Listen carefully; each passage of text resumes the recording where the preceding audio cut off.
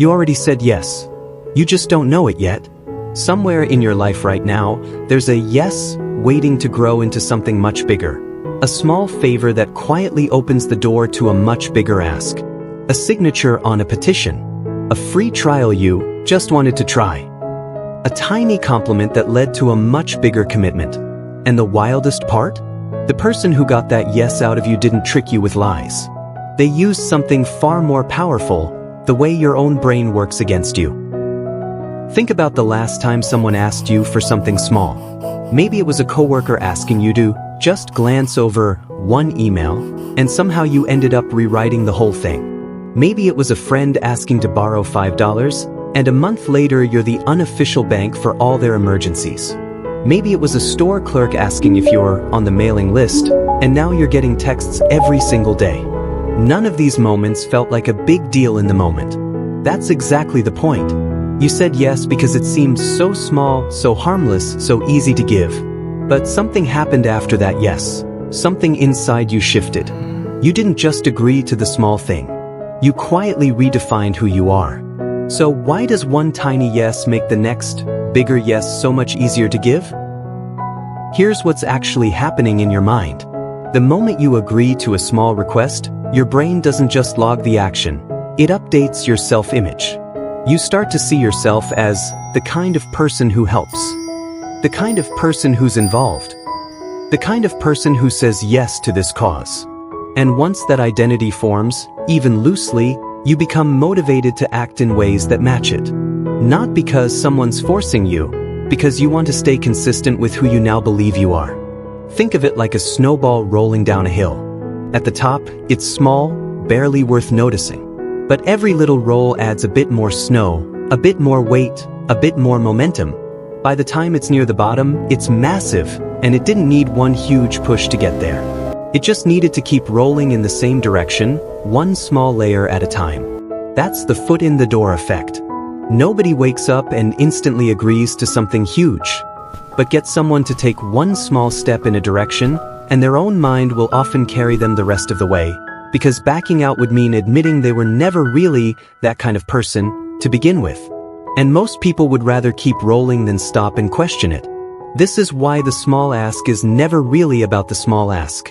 It's the first layer of snow. Once it sticks, everything after it rolls easier.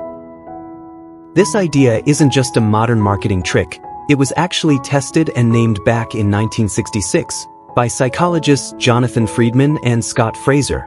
In their study, researchers went door to door in a California neighborhood, asking homeowners to place a small, unobtrusive sign in their window supporting safe driving. Most people agreed. It was such a minor request. A couple weeks later, a different group came back and asked those same homeowners to let them install a large, unattractive, drive carefully billboard right on their front lawn. Here's the surprising part. Homeowners who'd already agreed to that tiny window sign were far more likely to agree to the giant billboard, compared to homeowners who were approached cold, with no small request beforehand. One small yes had made a much bigger yes far more likely. That study became one of the most cited findings in social psychology, and it gave the effect its name, the foot in the door technique. Once you are in, you're in. Now here's where this gets useful, because once you understand this pattern, you can use it two ways: to protect yourself from being led somewhere you didn't choose, and to gently guide yourself toward goals you actually want. Step 1. Notice the small yes before you give it. Next time someone asks for something that feels too small to matter, pause for 2 seconds and ask yourself, what might this be the first step toward? You're not being paranoid. You're just making sure your yes is a choice, not a reflex. Step 2.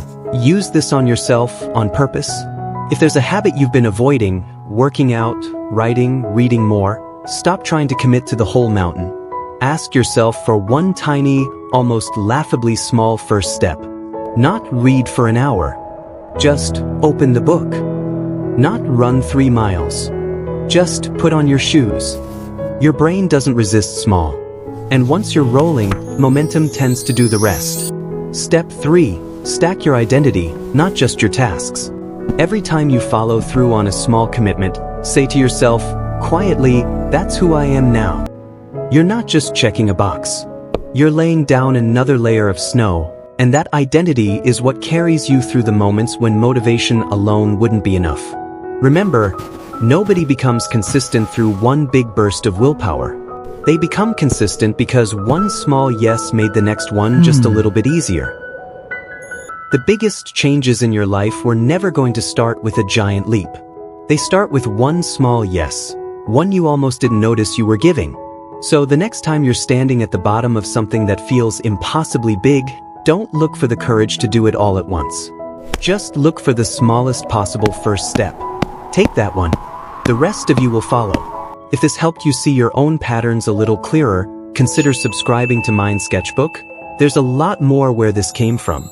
This has been Mind Sketchbook, simplifying psychology, one sketch at a time.